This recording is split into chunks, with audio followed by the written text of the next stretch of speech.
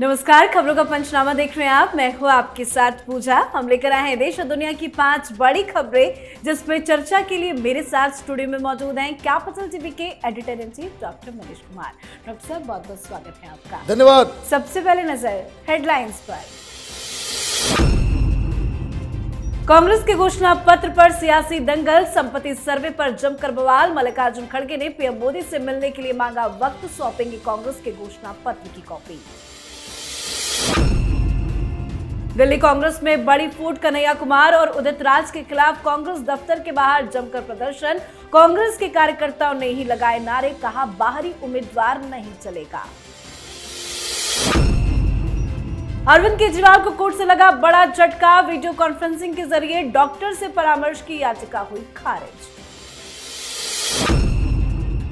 बंगाल शिक्षक भर्ती घोटाले में ममता सरकार को बड़ा झटका, हाईकोर्ट ने रद्द की 23,753 टीचर्स की भर्ती, अब लौटाना पड़ेगा वेतन। कर्नाटक के नया हत्याकांड में सरकार का बड़ा फैसला, चौतरफा दबाव के बीच सिद्धरामैया सरकार ने सीआईडी को केस सौंपने का लिया फैसला। खबरों की शुरुआत में सबसे पहले बात चुनाव के बीच कांग्रेस के घोषणा पत्र को लेकर जारी सियासी दंगल की। कांग्रेस के घोषणा पत्र में संपत्ति सर्वे की बात को लेकर बवाल बढ़ता जा रहा है। कल ही पीएम मोदी ने राजस्थान के बांसवाड़ा में चुनावी रैली को संबोधित करते हुए कहा था कि अगर कांग्रेस सत्ता में आती है तो वो लोगों की संपत्ति को मुसलमानों में बांट देगी। उन्होंने कहा कि पूर्व प्रधानमंत्री मनमोहन सिंह की सरकार ने कहा था कि देश की संपत्ति पर पहला अधिकार मुसलमानों का है। पीएम के इस बयान को लेकर कांग्रेस पार्टी चिढ़ गई है। कांग्रेस के तमाम नेता पीएम मोदी पर हमलावर है। कांग्रेस पीएम मोदी की शिकायत चुनाव आयोग में करने की बात कर रही है। इसी बीच मल्लिकार्जुन खड़गे ने प्रधानमंत्री नरेंद्र मोदी से मिलने का वक्त मांगा है।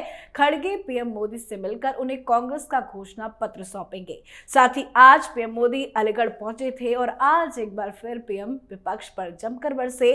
पीएम ने दावा किया कि कांग्रेस की नजर अब हमारी माताओं बहनों के सोने पर, उनके मंगल सूत्र पर भी है। क्या ये बवाल जायज है? देखिए, बिल्कुल जायज है। मैं देख रहा था बहुत सारे पत्रकार तथा कथित, बेसिकली ये सब दलाल किस्म के लोग हैं। इन्होंने एक हिस्टोरिकल फैक्ट को गलत साबित करने की एक घटिया कोशिश की। पूरा सोशल मीडिया में ये जो दलाल गैंग जो है, इन लोगों ने ये प्रचारित करना शुरू कर दिया। मनमोहन सिंह के उस क्लिप को लगा करके ये कुछ फैक्ट चेकर बन गए। अचानक से कहने लगे भाई मनमोहन सिंह ने कभी ऐसी बात ही नहीं की। अरे भाई, मनमोहन सिंह ने ऐसी बात नहीं की थी। मनमोहन सिंह से कहलवाया गया था। अहमद पटेल ने जानबूझकर ये कहलवाया था कि अगर कांग्रेस पार्टी को रिवाइव करना है, तमाम मुस्लिम वोट्स बाकी के सेकुलर पार्टियों से खींच के अपने साथ लेके आना है, तो आपको कहना पड़ेगा कि देश के संसाधनों पर मुसलमानों का पहला हक है।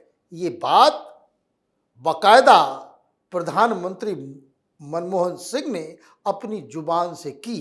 खैर, वो ओरिजिनल क्लिप है, वो आ भी गया सामने और ये बात प्रधानमंत्री मोदी ने कह दी, तो कौन सा गुनाह कर दिया? क्या इस तरह की बातें नहीं हुई है? क्या आपकी सारी रणनीति, राजनीति, विदेश नीति सिर्फ मुस्लिम अपीजमेंट के ऊपर आश्रित होता है? क्या राहुल गांधी ने पार्टी मीटिंग में यह नहीं कहा था कि हम मुसलमानों की पार्टी है? क्या मनमोहन सिंह ने ओबामा के सामने यह नहीं कबूला था कि मुंबई हमले के बाद पूछा गया मनमोहन सिंह से कि आपने पाकिस्तान के ऊपर कोई कार्रवाई क्यों नहीं की? उन्होंने कहा कि कार्रवाई तो करने का मन था, लेकिन अगर हम पाकिस्तान के ऊपर कार्रवाई कर देते तो हिंदुस्तान का मुसलमान नाराज हो जाता। अरे, खुद घटिया मानसिकता, और आपने इस तरीके से देश के तमाम मुसलमानों को देशद्रोही और गद्दार भी बता दिया कि पाकिस्तान पे अगर हम कोई कार्रवाई करेंगे हिंदुस्तान का मुसलमान नाराज हो जाएगा।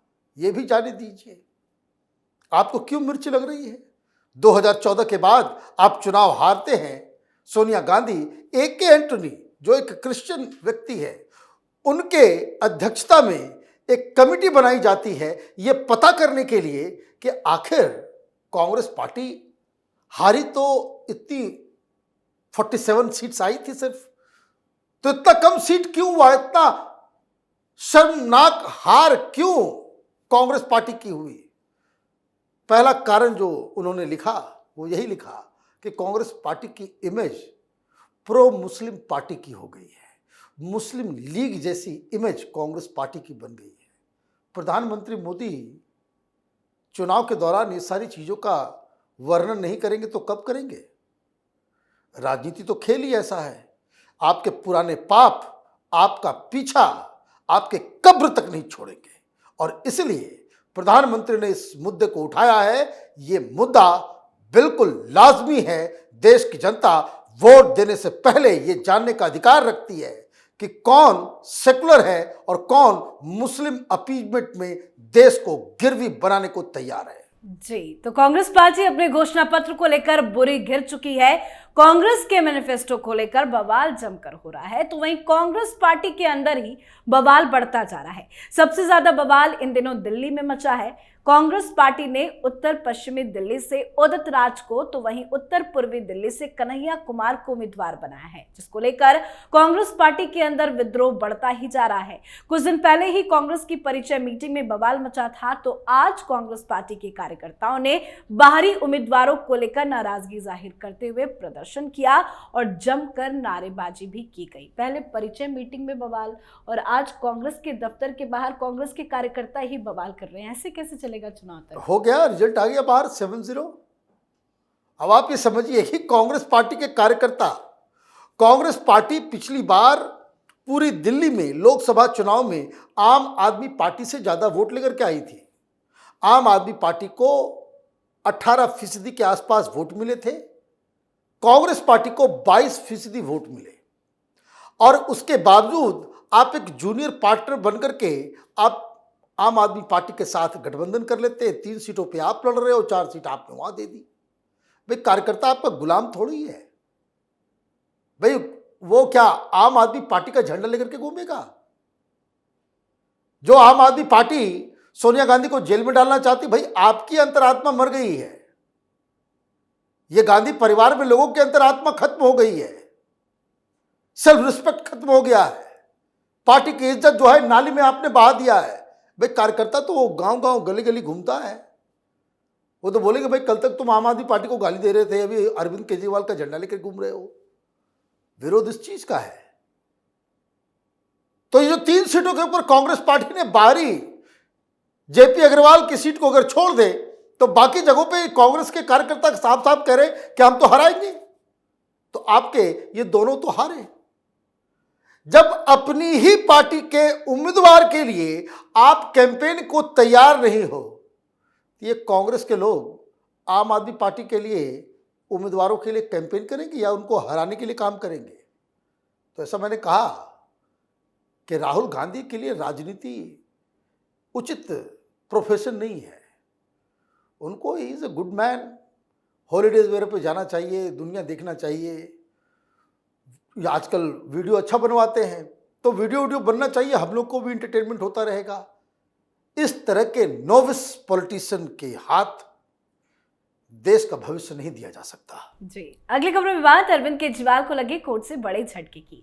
तिहाड़ जेल में बंद दिल्ली के मुख्यमंत्री अरविंद केजरीवाल को एक और बड़ा झटका लगा है। दिल्ली की राउज एवेन्यू कोर्ट ने उनकी वीडियो कॉन्फ्रेंसिंग के जरिए डॉक्टर से परामर्श की याचिका खारिज कर दी। इससे पहले सुबह ही केजरीवाल ने तिहाड़ जेल के अधिकारियों को चिट्ठी लिखी थी।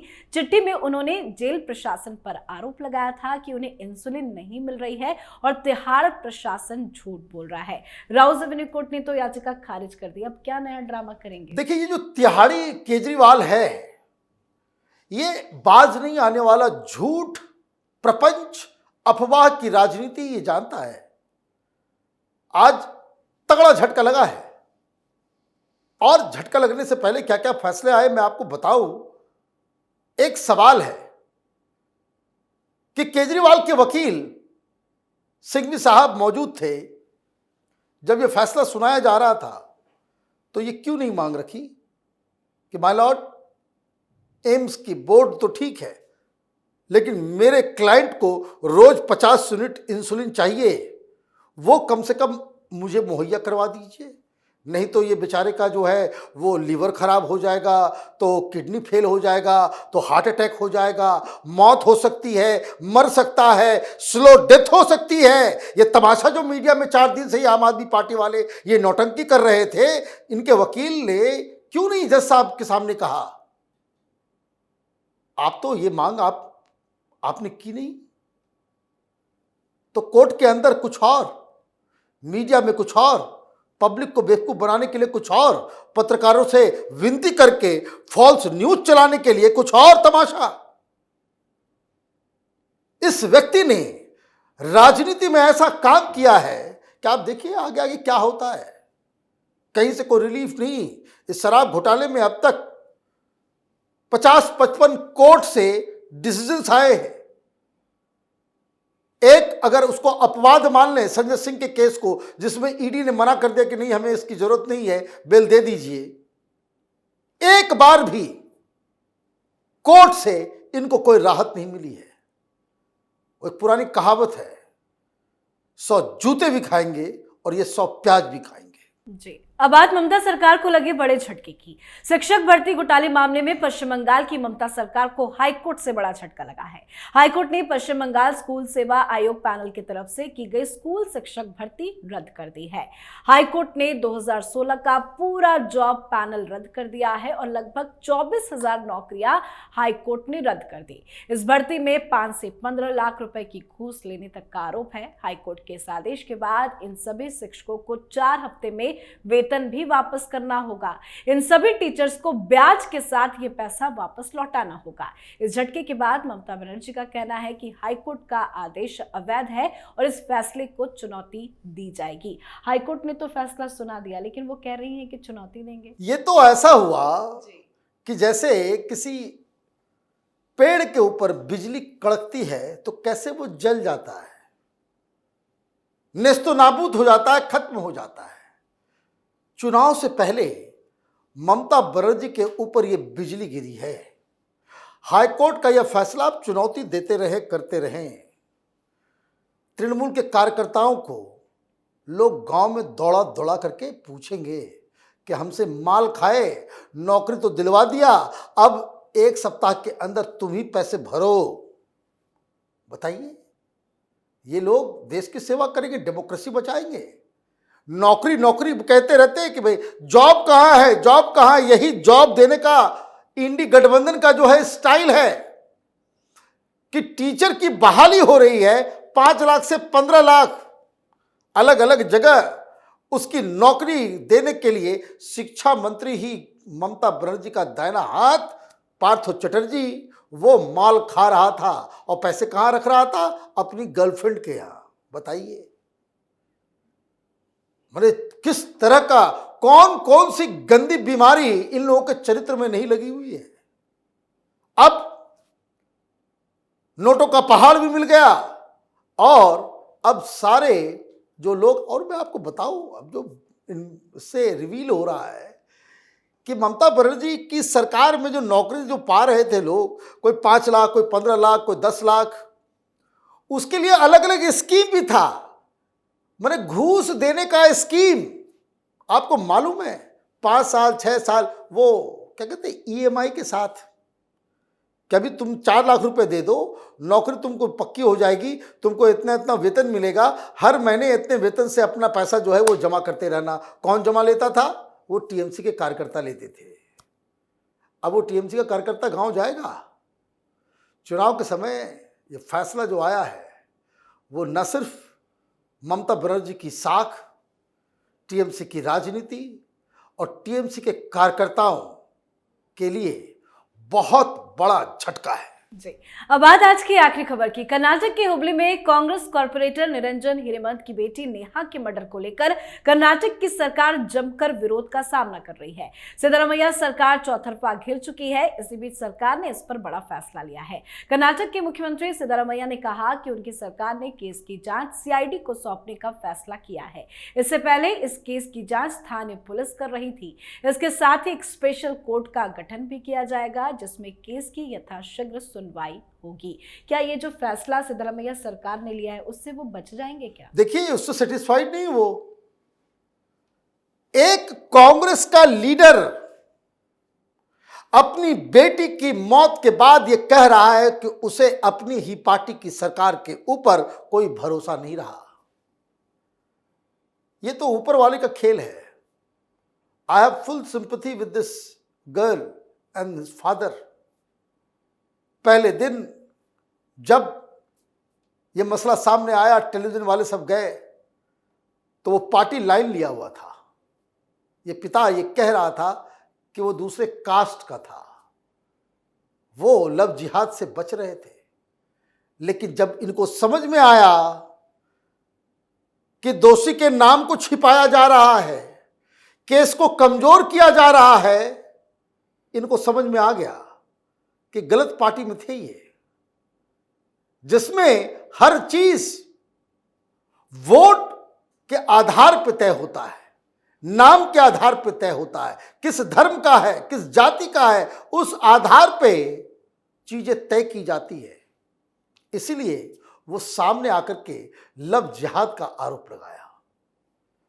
भाई राहुल गांधी और ये तमाम सेकुलर चट्टे बट्टे, ये जो सेकुलरिज्म की खेती करते हैं, उसकी दलाली करते हैं, सेकुलरिज्म का धंधा करते हैं, उनको इस नेहा के पिता से नजरें मिला करके बातचीत करनी चाहिए। और ये तो कैपिटल टीवी में हम लोग पहले से ही कह रहे हैं, ये एक वायरस है। ये मत सोचिए कि इस वायरस से आप बच जाएंगे। 2 साल, 4 साल, 5 साल, 10 साल, आज न कल इस वायरस से सबको ग्रसित होना है। इसलिए आंख नाक कान सब खोल के समाज में रहिए। बिल्कुल सर, बहुत बहुत धन्यवाद बातचीत के लिए। धन्यवाद। खबरों का पंचनामा में आज के लिए फिलहाल इतना ही। देश विदेश की बाकी खबरों और उनके सटीक एनालिसिस के लिए देखते रहिए कैपिटल टीवी। हमें लाइक कीजिए, शेयर कीजिए और कैपिटल टीवी को सब्सक्राइब कीजिए। नमस्कार।